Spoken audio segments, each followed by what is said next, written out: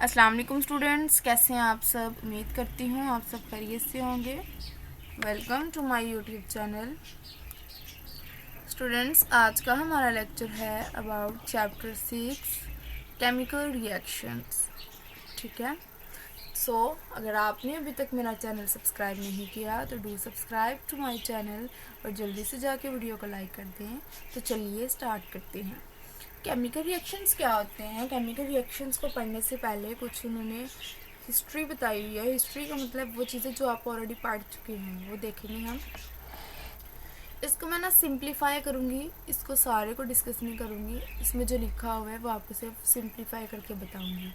सबसे पहले उन्होंने कहा कि हमने देखा हुआ है कि प्योर मैटर, कंपाउंड क्या होते हैं, एलिमेंट्स क्या होते हैं, और उन्होंने कहा कि एलिमेंट्स और कंपाउंड प्योर मैटर के एग्जांपल्स हैं।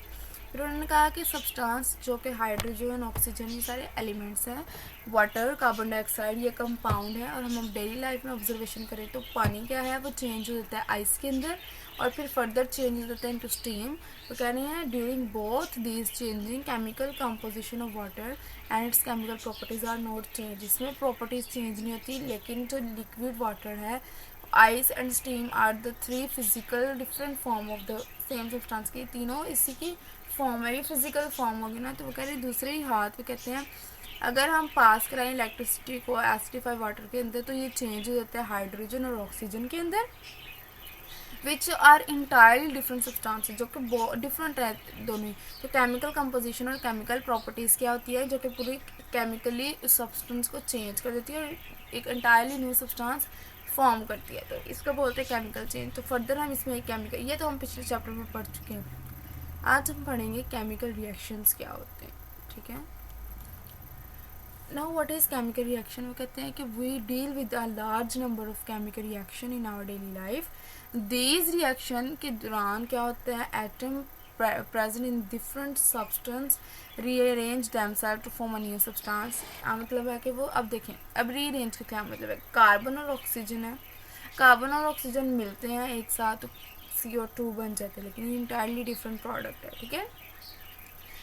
इसमें क्या है, ये दोनों रिएक्टेंट्स हैं और जो न्यू बनता है वो क्या होता है, प्रोडक्ट बनता है। ठीक है। फिर है कि वो कह रहे हैं जी,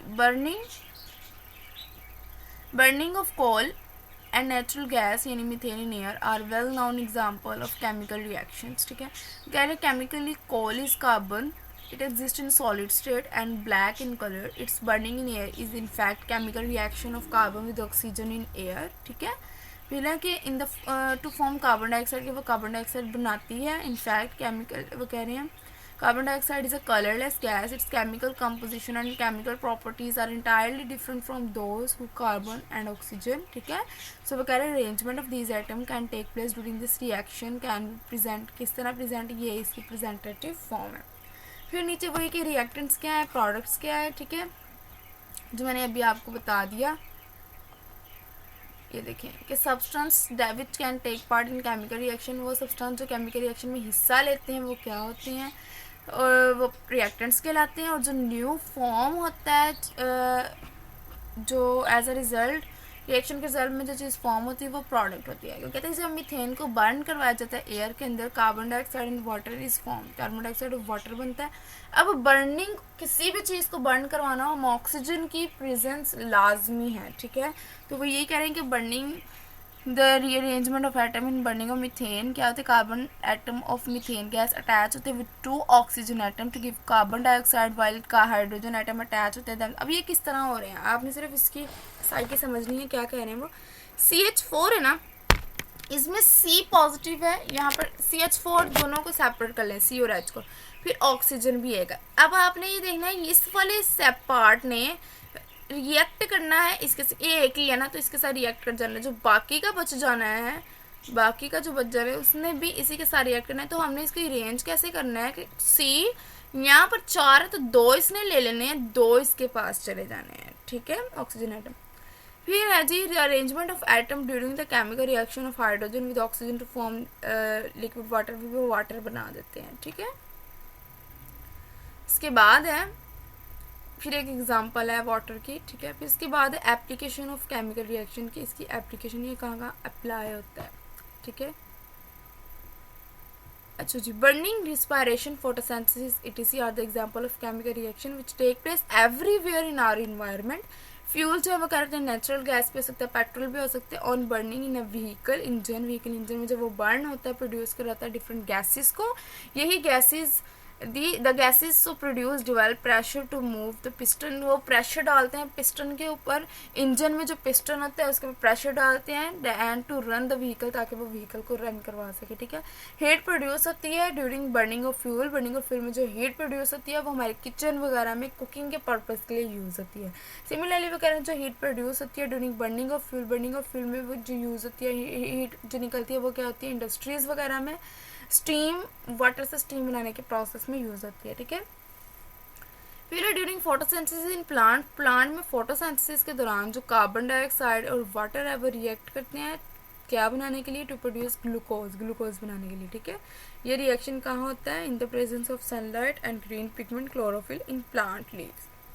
ठीक है, कार्बन डाइऑक्साइड वाटर के साथ मिलता है in the presence of sunlight and chlorophyll और बनाता है ग्लूकोज और ऑक्सीजन, जिसको फोटोसिंथेसिस का प्रोसेस बोला जाता है। ठीक है, फिर एज अ रिजल्ट रिस्पायरेशन में क्या होता है कि द ऑक्सीजन ऑफ एयर में रिएक्ट करती है। अब ये ऑपोजिट हो जाना है कि ग्लूकोज रिएक्ट करती है ऑक्सीजन के साथ और हमारे पास कार्बन डाइऑक्साइड और वाटर निकलते हैं। इन दिस केस एनर्जी भी रिलीज होती है। ठीक है, फिर conversion of milk into yogurt and formation of baking product involve the chemical changes which are brought about by microorganisms. Such chemical changes in chemical changes को fermentation reaction बोला जाता है। ठीक है, इसके बाद है स्टूडेंट ज़्यादा डीप, मतलब जिस तरह है ना कि एक एक चीज़ को बहुत ज़्यादा एक्सपैंड करने से भी बाज़ दफ़ा कंसेप्ट जो होते हैं वो क्लियर नहीं हो पाते। तो मेरी कोशिश यही होती है कि जो पैराग्राफ में लिखा हुआ है उसको समराइज़ करके आप तक पहुंचाया जाए। ठीक है, सो डैट कि आप में ये एबिलिटी है सेल्फ लर्निंग की। ठीक है, ये एक एक पॉइंट्स को लेकर प्रॉपरली जो हम बोर्ड पे समझने की कोशिश करते हैं, एक ही पॉइंट पर एक प्रॉपर लेक्चर लेना, इससे क्या होता है कि हम एक ही पॉइंट को ना स्टार्टिंग से हम यही सीखते हैं कि इस पॉइंट को हमने ऐसे ही पढ़ना है और एक दिन तो हम सिर्फ वहीं पर लगा देते हैं। लेकिन इस मेथड से आप यकीन माने ये इम्प्रूवमेंट में बहुत हेल्प करता है। आप इस तरह पूरा हम लोग अक्सर जब इस तरह का मेथड यूज़ करते हैं कि जिस तरह हमें पढ़ाया जाता है, बोर्ड यूज़ किया जाता है, प्रॉपर एक एक कीवर्ड्स को एक्सप्लेन किया जाता है, इस तरह हमारी जितनी भी स्किल्स हैं उनको दबाया जाता है। हम लोग कोशिश भी यही करते हैं कि हम की पॉइंट्स याद रख लें, बस पॉइंट्स बना के रख लें, हम भी याद कर लें। लेकिन बेटा जी जब भी आप याद करें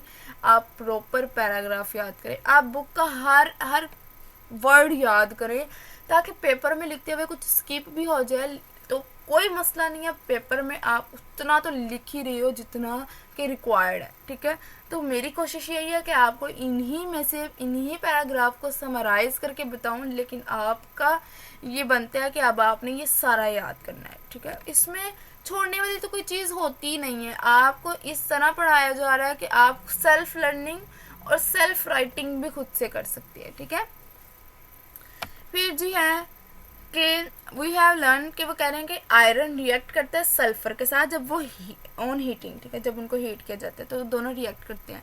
इसी के रिजल्ट में FeS एक फॉर्म होता है जो एक ब्लैक मैस है, आयरन सल्फाइड।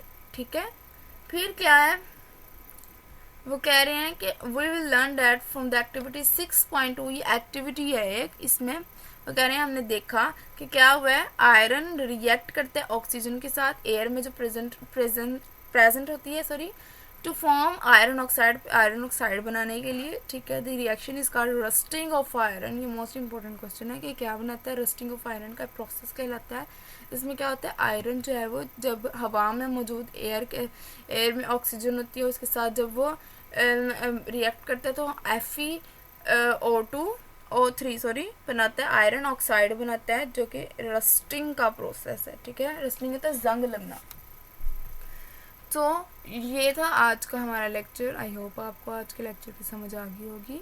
मज़ीद वीडियोस के लिए मेरा चैनल सब्सक्राइब करें, लाइक करें, शेयर करें। स्टूडेंट्स अगर आपको मेरा कंटेंट अच्छा लगता है तो प्लीज़ सपोर्ट किया करें। जज़ाकल्लाह, अल्लाह हाफिज़।